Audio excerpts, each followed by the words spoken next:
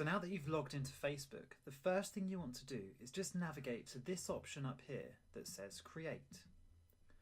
You'll see that there's a few different options. You've got the ability to create a page, an advert, a group, an event, a marketplace listing, or even a fundraiser now. Now obviously in this video we're only interested in creating a Facebook page, so I'm going to go ahead and just click that option for now. Now you're presented with this section, and you can choose whether you want to make a page for a business or a brand, or if you're a community or public figure, you can go for that option as well. In the example of this, I'm going to just literally do a business. I'm going to make a pizza restaurant. So we're going to click here on the business or brand section. So let's click Get Started. Now you'll see it's really straightforward to do this. The first thing you need to do is just name your page. So for this one, I'm going to go for an Italian restaurant called Luigi's Pizza. So all I need to do is just type in the business name right here. Then selecting a category, we want to think about something that's obviously as relevant as possible here that describes our business. So I'm going to hope that there's an option for restaurant here. And there you go. Now it's asking me to just provide a few more details. So I've got an address that I can put in here. Okay, so now that we've entered in our address, you can see there's also a couple of other options here. You can add in a phone number. Now I'd definitely say adding a phone number is a great idea, especially if you want people to be able to call you. So all I'll do here is just chuck in a phone number. Of course though, if you don't really want people calling you for whatever reason, you don't need to add a phone number. It is optional as it shows here. The last option as well is you can say that you don't want people to see your address. Now, there could be certain businesses out there that want their address kept private. It might be that you have an office and you don't want customers coming and knocking on your door. So if that's the case, just tick this box and make sure that people can't see your address listed. So now that we've done that, it's as simple as clicking continue, and then our page is going to be created for us. So now you can see that we've got a Facebook page here. It's really basic. There's no profile picture, no cover photo. It really is the bare bones of something. So to be honest, if someone was to randomly come across this page, I wouldn't be too impressed and I wouldn't really want them getting this sort of representation for my brand. So the first thing we need to do before we start to work on this is just go over to settings and then make this page unpublished. You can see here it's page visibility and it says at the moment page published, which means that anyone searching for Luigi's Pizza could potentially come across this page. So for now, let's just click here, tick page unpublished, and then save those changes. And you'll see here, it's just asking you if you want to definitely unpublish this page. There's a few different options here. I'm just going to tick that the page isn't finished yet. So then I click next. And I definitely just unpublish it. And now it says your page is unpublished, so we can rest assured that no one is going to stumble across this right now. Now that our page is unpublished, it's time to add in a profile picture and a cover photo. So we'll start with the profile picture. There are some set dimensions that you need to use for the profile picture on Facebook, and I'm going to have them flash across the screen now. All you need to do is just add a picture here. Now if you've not uploaded a photo before to this page, all you'd need to do is click upload photo. But I did make one earlier and uploaded it just to save time for the purpose of this tutorial. So for me, I'm going to just click choose photos, profile pictures, and you can see my simple pizza logo that's here. Then I just need to save that. And you'll see the page is going to refresh, and now there's my logo. So next up, the cover photo. So adding a cover photo, very much the same process. Again, there are some set dimensions you need to use, and they should flash across the screen now. So here I'll click add a cover. And again, you've got all these different options. For this, I'm going to choose from photos because I've already uploaded a photo. I've got a cover photo here, and that's uploaded. You can drag it to reposition it if you want, if it's slightly out, but for that I'm going to leave it there, and then I'm going to save. Now one thing that's worth mentioning at this point is a cover photo it's a perfect opportunity to promote something about your brand. You don't have to throw key messages in there, but for something again like a pizza restaurant, it's a great opportunity to promote any special offers I have on at the moment. So for this one, we've got 3 courses for $12.99 available every Monday through to Thursday. So as soon as someone lands on this Facebook page, that's the first thing they see. They're made hungry by a beautiful looking pizza, and they've got a delicious offer there as well. So it's quite obvious. They just have to click on here, and then what we can do is here you can see you can add in some text, and I've already got some text in here that just promotes that special offer and also links through to my website. So really don't think about rushing any of this artwork. Take your time, make sure you're promoting something relevant and you've got a desired action in mind.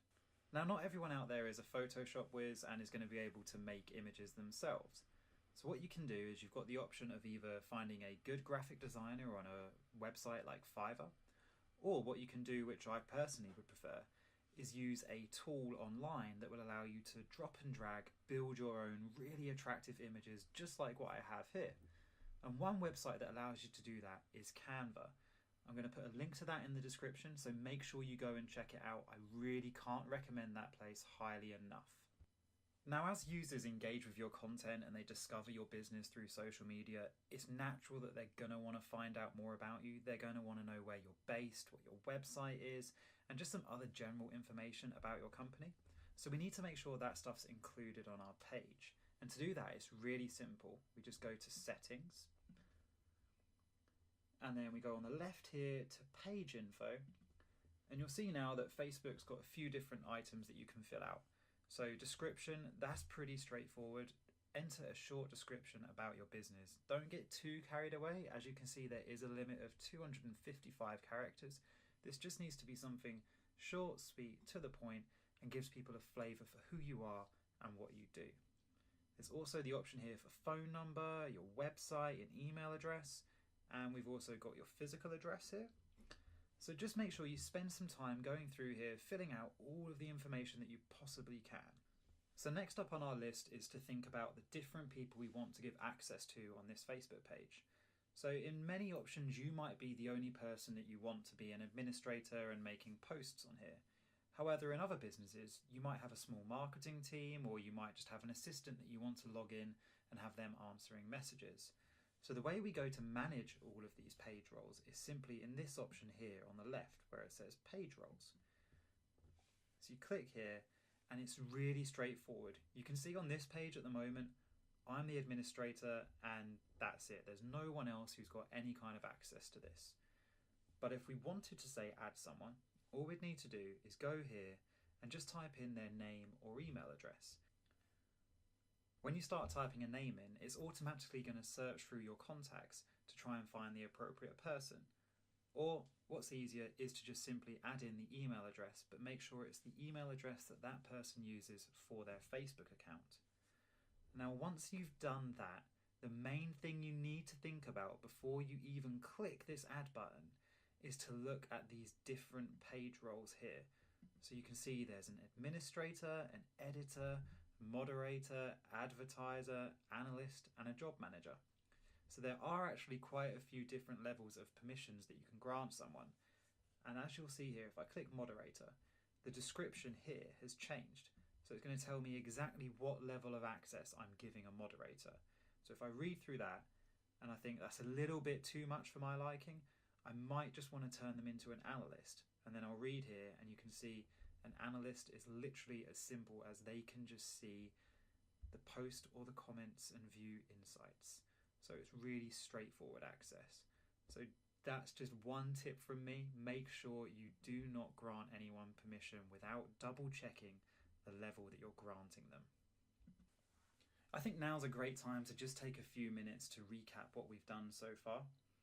So at the moment we have made a page, we've set it to unpublished so that nobody else can find it while we're working on it. We've created a profile picture and a cover photo. We've also added some basic information about our business, such as who we are, what we do, our website address and our phone number. And we've also thought about who we want to give access to on this page. So the next thing on our list is to add a button. You'll see here there's this bright blue button, and this is where Facebook allows you to add a call to action for your page. There's a few different options for you to pick from. You can go from anything from making a booking with you through to learning more about your business. Now, something that's worth mentioning here is a lot of people instantly think about going for the shop with you option or the make a booking with you option. And the main reason for this is because those are the two options that are obviously going to immediately drive sales and prompt an action. However, just take a little bit of time to think about that before you choose it, because your business might use Facebook for a totally different reason than just driving sales. In reality, a lot of people these days prefer to contact businesses through their Facebook page rather than giving them a phone call. So just have a little think about that before you choose it. So it might be that in fact contacting you could be more appropriate here than making a booking with you. So for now we'll go with contact you. You'll see here, right, so the option is we want people to contact us. How do we want them to do it? Do we want them to send us a message, send an email, or call us? So for now, we'll just tick here, send a message, and that will now create a nice button for us. And you'll see now it says send message. So whenever anyone comes to our page and clicks that button, it's going to open the Facebook Messenger app and allow people to send us a message directly. Okay, so now that our page is looking a little bit more attractive, a bit more professional, I think it's time to say that we're okay for people to come and find this page. So next we need to go to the settings section and just make our page published again. So exactly as we did before, we go to page visibility, click here, and just tick it as page published. And you'll see everything's saved, it says page published, and this is now a public page that anyone can come and find. So before we invite anyone to like this page or we even think about promoting it, I'd say the best thing to think about now is adding a post or two. And the reason for doing this is we want to make sure that we give people a flavour for what they can expect if they actually go ahead and like our page. We don't want to just invite them when there's no content here whatsoever, because it's highly unlikely that they will like it if they don't know what they're getting in return. So you can see you can create a post in this section here. There's a few different options. You could create an event, a special offer, or even post a job, which would be great if you're a brand new business and you've just opened locally and you want to promote that you're hiring for positions.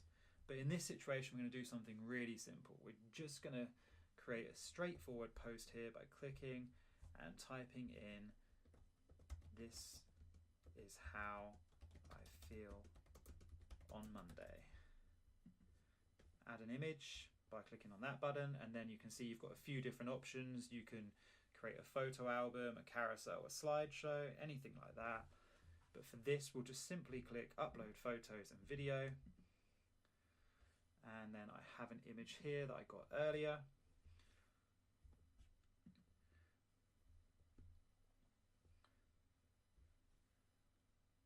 Just something straightforward, a little bit of fun, just to show people we've got a bit of personality about us. And to be honest, that's certainly how I feel on a Monday. I don't want to be at work. I want to be at home, eating pizza, having a pint, anything other than being at work. So that's that. So as things stand, we've got a great page, we've got our first post. So now it's time for me to think about inviting people. And it couldn't be simpler. Over here on the right hand side, you'll see there's an option where it says, do you know any friends that might like your page? So you can click on see all of your friends, and then you've got everyone here and you can just tick them, send invitations. Inviting your friends is a great way to just build up those initial numbers. So I definitely recommend doing that before any other promotional activity, just to give your page a little bit of clout so that when people who don't know you personally come along, they don't just see a pizza restaurant with 0 likes. So the final thing to do for our page is create a username. At the moment, you'll see that we've got a really messy URL up here, facebook.com/Luigi's Pizza, and then a really long number after it.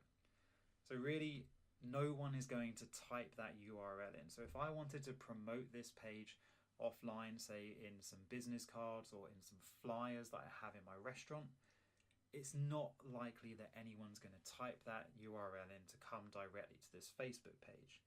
So the way we get around that is by creating a username. So we want the username to obviously be extremely relevant to our business.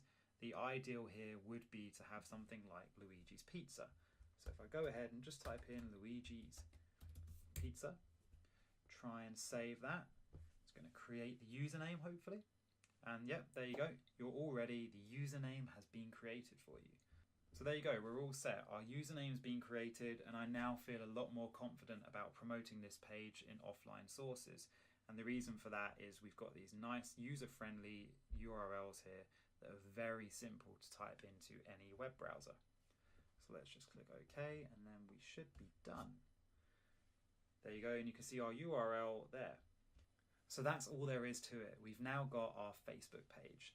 Thank you very much for watching the video. If you liked it, please don't forget to like, comment or subscribe. It really does mean a lot to me. Have a great day.